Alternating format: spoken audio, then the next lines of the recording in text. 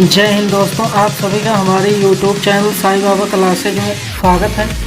आज मैं कक्षा 10 वास्तविक संख्या NCERT मैथ के प्रश्नावली 1.2 के प्रश्नों को हल करवाऊंगा। पहला सवाल है HCF 306, 657 बराबर 9 दिया है। LCM 306, 657 ज्ञात कीजिए।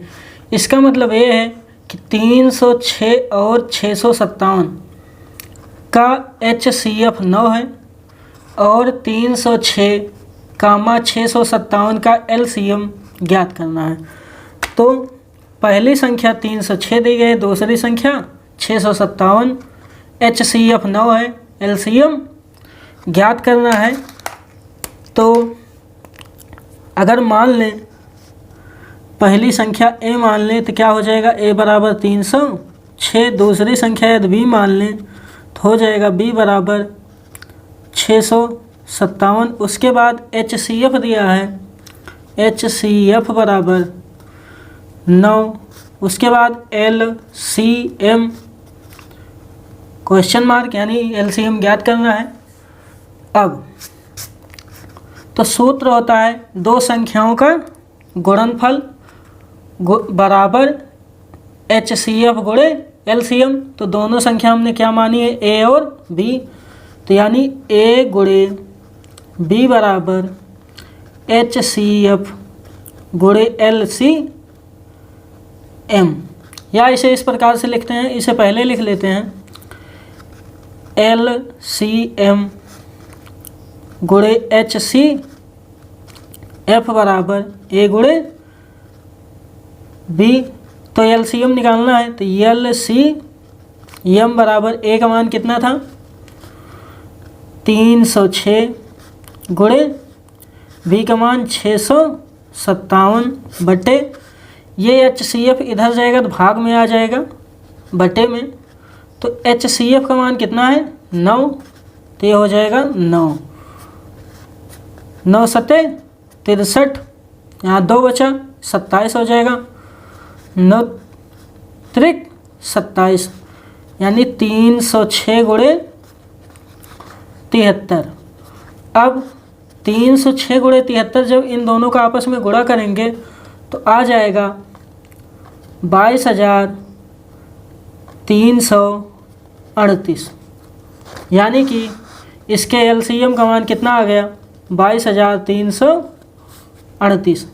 उसके बाद पांचवा सवाल है, जांच कीजिए कि क्या प्राकृत संख्या n के लिए संख्या 6 की पावर n यानी 6 की घात n अंक 0 पर समाप्त हो सकती है। कहने का मतलब इसका ये है कि n एक प्राकृतिक संख्या है, यानी कि n is belong to capital N। इसका मतलब ये होता है n एक प्राकृतिक संख्या, n का मतलब होता है नेचुरल नंबर कैपिटल। तो n का मान यहाँ हो सकता है 1, 2, 3, 4 डॉट डॉट, यानी प्राकृतिक संख्या कुछ भी हो सकता है। तो क्या प्राकृत संख्या n के लिए, तो n का मान कुछ भी हो सकता है। संख्या 6 की पावर n यानी 6 की घात n का मान अगर यहाँ 1 रखें, 2 रखें, 5 रखें या जो भी हैं, तो क्या अंक 0 पर समाप्त हो सकती है। अंक 0 पर समाप्त होने का मतलब ये है कि जो मान आएगा इसका इकाई पर क्या आना चाहिए, 0। जैसे अगर 6 की घात 1 यानी 1 मान रखते हैं n का, तो कितना आ जाएगा, 6 करना 6। अगर 2 रखते हैं तो 6 6 36। अगर 3 रखते हैं तो कितना आ जाता है, 216। और यदि अगर 4 रखते हैं तो आ जाता है 1296। 1296। इस प्रकार हमें क्या दिखता है कि n का मान अगर 1 रखें, 2 रखें, 3 रखें या कुछ भी रखें, लेकिन इसके समाप्त पर क्या आ रहा है, 6। इसमें भी, इसमें भी, इसमें भी, यानी कि इकाई के अंक पर सब में क्या आ रहा है, 6। तो कहने का मतलब ये है कि यहाँ n का मान कुछ भी रख दिया जाए, लेकिन समाप्त पर 0 नहीं आएगा। 0 कब आता है समाप्त पर, समाप्त पर 0 तभी आता है जब 10 की घात n हो, यानी कि 10 की घात n का मतलब 10 की घात यदि मान 1 रखा जाएगा 10 आएगा, 10 दो रख दिया जाएगा 10 दाम 100, इसी स्थिति में आ जाएगा। या 10 को हम लिख सकते हैं 2 गुणे 5, यानी 10 का गुणनखंड 2 गुणे 5 की घात n, तो इसका भी मान यही आ जाएगा।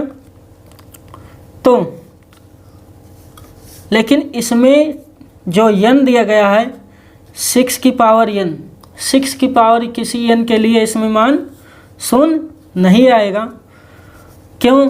क्योंकि 6 को क्या लिख सकते हैं 2 गुणे 3 की घात n, तो इसमें 2 गुणे 5 है, 2 तो मिल गया लेकिन 5 नहीं है, यहाँ 3 है, तो इसलिए इसके किसी मान के लिए n का मान 0 नहीं होगा। तो लिखा जाएगा चूँकि यहाँ 5 नहीं है इसलिए 6 की पावर n में, यानी 6 की घात n में किसी n के किसी मान के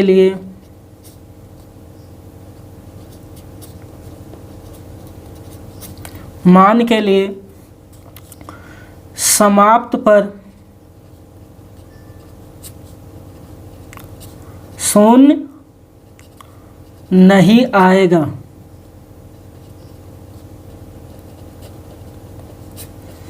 यानी 0 कब आता है? जब लास्ट में 10 हो, यानी 2 और 5 दोनों संख्याएं जब हों तो n के किसी भी मान के लिए 0 आ सकता है।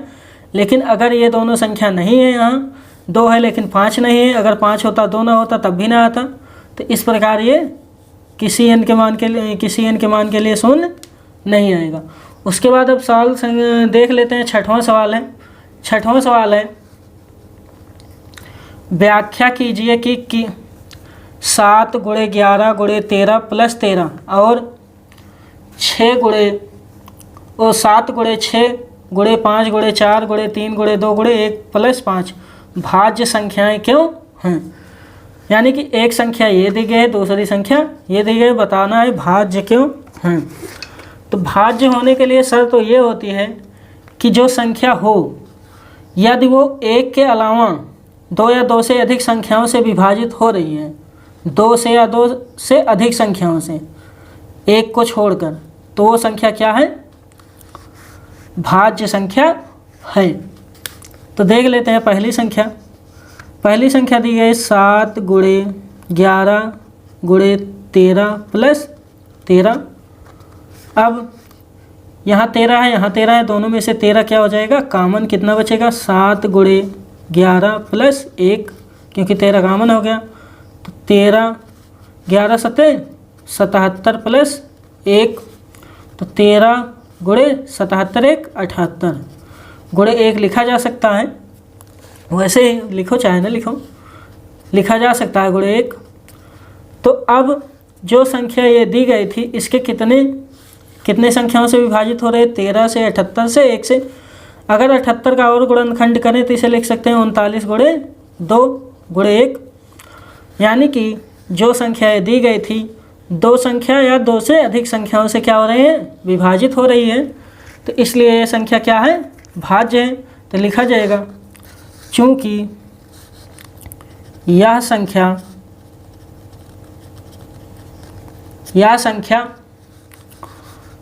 13, 39 और 2 से विभाजित हो रही है,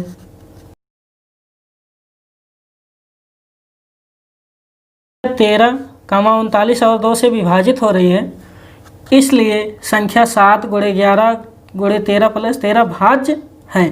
अब दूसरी संख्या देख लेते हैं। दूसरी संख्या क्या दी गई है? 7 गुणे 6 गुणे 5 गुणे 4 गुणे 3 गुणे 2 गुणे 1 प्लस 5। तो इसे लिख लेते हैं 7 गुणे 6 गुणे 5 गुणे 4 गुणे 3 गुणे 2 गुणे 1 प्लस 5। अब 5 यहाँ है, 5 यहाँ है, दोनों में से 5 कॉमन हो जाएगा। कितना बचेगा? 7 गुणे 6 गुणे 4 गुणे 3 गुणे 2 प्लस 5 ओ प्लस यहाँ 1 बचेगा, 5 कॉमन हो गया तो 5 6 7 42, 4 3 12 2 24 प्लस 1। अब इन दोनों का आपस में गुणा होगा तो 42 गुणे 24 आ जाएगा 1008 प्लस 1। अब ये कितना हो जाएगा, 5 गुणे 1008 और 1 जोड़ जाएगा तो 1009। अब ये भी संख्या भाज्य है, और क्यों भाज्य है, क्योंकि ये 5 और 109 दोनों से विभाजित हो रही है, इसलिए भाज्य है। तो लिखा जाएगा चूँकि यह संख्या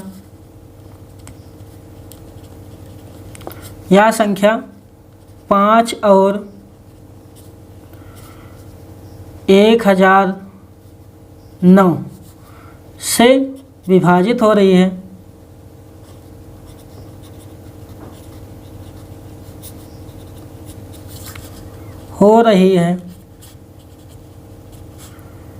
इसलिए यह संख्या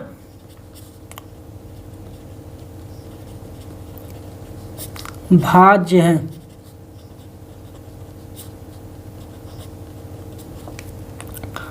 उसके बाद अगला सवाल है सवाल संख्या 7 देख लेते हैं क्या है। सवाल संख्या 7 दिया गया है, किसी खेल के मैदान के चारों ओर एक वृत्ताकार पथ है। इस मैदान का एक चक्कर लगाने में सोनिया को 18 मिनट लगते हैं, जबकि इसी मैदान का एक चक्कर लगाने में रवि को 12 मिनट लगते हैं। यानी कि एक वृत्ताकार पथ है जिस पर 2 लोग चक्कर लगाते हैं, एक का नाम है सोनिया, दूसरे का नाम है रवि। सोनिया को 18 मिनट लगते हैं एक चक्कर पूरा करने में, रवि को 12 मिनट। मान लीजिए वे दोनों एक ही स्थान और एक ही समय पर चलना प्रारंभ करके एक ही दिशा में चलते हैं, तो कितने समय बाद पुनः वे प्रारंभिक स्थान पर मिलेंगे। तो उसके बाद माना ये गया है कि वो दोनों एक ही चक्कर, या जैसे मान लो ये पूरा गोला है तो कोई एक स्थान यहाँ मान लो और उस पर चलना प्रारंभ करते हैं, तो कितने समय बाद वहाँ पहुँचेंगे। जैसे मान लो ये वृत्ताकार पथ है और यहाँ एक कोई पॉइंट है, यहाँ से दोनों चलना प्रारंभ करते हैं, तो एक का चक्कर 12 मिनट में पूरा होता है, दूसरे का 18 मिनट में। तो जब दोनों चलेंगे तो कोई ना कोई समय ऐसा आएगा जब दोनों फिर उसी किसी पॉइंट पर एक साथ मिल जाएंगे। तो क्या पूछा गया है, एक ही दिशा में चलते हैं, कितने समय बाद वे पुनः प्रारंभिक स्थान पर मिलेंगे, यानी कितने समय बाद फिर वे पुनः यहाँ पर मिलेंगे। तो ये समय निकालने के लिए 12 और 18 का एलसीएम निकाल लिया जाएगा, और एलसीएम का जो मान आएगा वही समय होगा कि जितने समय बाद वे पुनः उसी स्थान पर मिलेंगे। तो अब सवाल लगा लेते हैं, सोनिया को एक चक्कर लगाने में कितना समय लग रहा है। सवाल संख्या 7,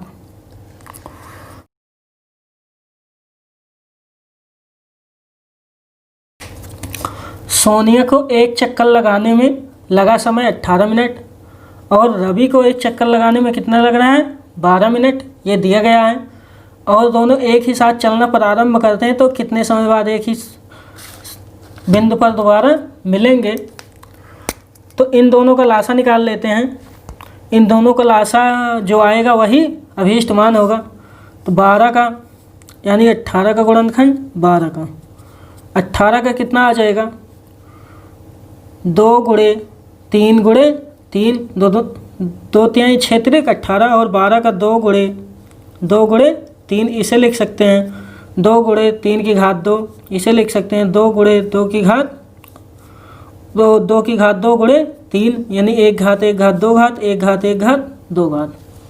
अब इनका एलसीएम क्या हो जाएगा, एलसीएम में बताए थे जो संख्या दोनों में कॉमन होगी उसकी केवल अधिकतम घात लिखी जाएगी, जो अधिकतम होगी। तो 2 दोनों में है यानी कि 2 कॉमन है दोनों में, लेकिन अधिकतम घात कहाँ है, यहाँ 1 है, यहाँ 2 है, तो अधिकतम घात वाली लिखी जाएगी 2 की घात 2। उसके बाद 3 1 है, 3 2 है, 3 की घात 2, 2 दूना 4, 3 त्रिका 9, 9 चौक 36, यानी कि 36 आ गया। तो 36 मिनट बाद दोनों एक स्थान पर मिलेंगे। तो अतः 36 मिनट बाद दोनों पुनः उसी स्थान पर मिलेंगे।